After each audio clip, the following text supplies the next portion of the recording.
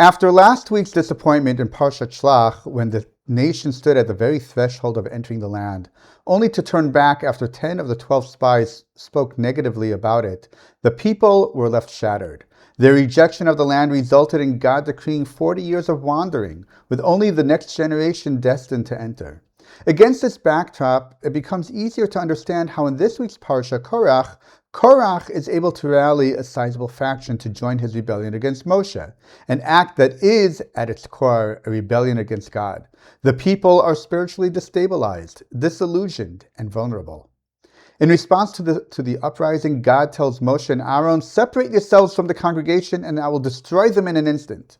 To which Moshe and Aaron protest, "Shall one man sin and you be angry at the entire congregation?" This raises an important question. Who exactly is the congregation that God intends to destroy? The group Moshe and Aaron are so desperate to protect.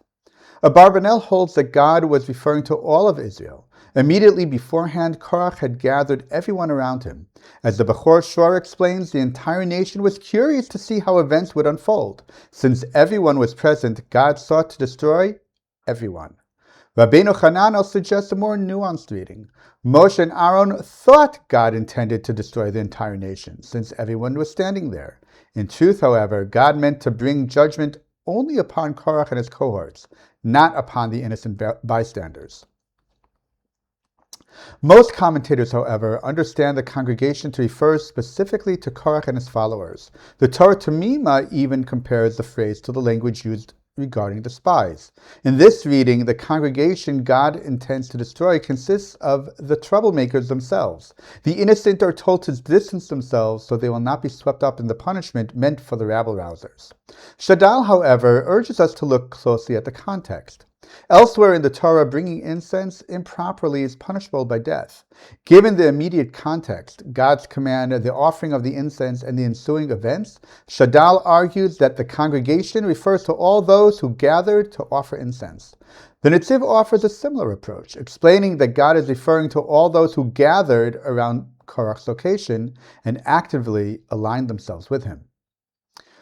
Whichever way we understand God's intention, Moshe and Aaron stand as protectors of the innocent, and even of those who may not be entirely innocent. On the one hand, every individual bears personal responsibility. A person cannot excuse their behavior by claiming they were merely incited or swept along. Each of us is accountable for our actions and reactions, even when we are misled. On the other hand, Moshe and Aaron insist that the innocent must not be harmed simply because they found themselves in the wrong place at the wrong time.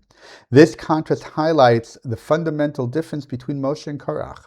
Korach was willing to sacrifice others to advance his own agenda, while Moshe was willing to sacrifice himself for the survival of others, even those not completely worthy. Korach claimed the whole congregation was holy, but to Moshe, every person truly was. Shabbat Shalom.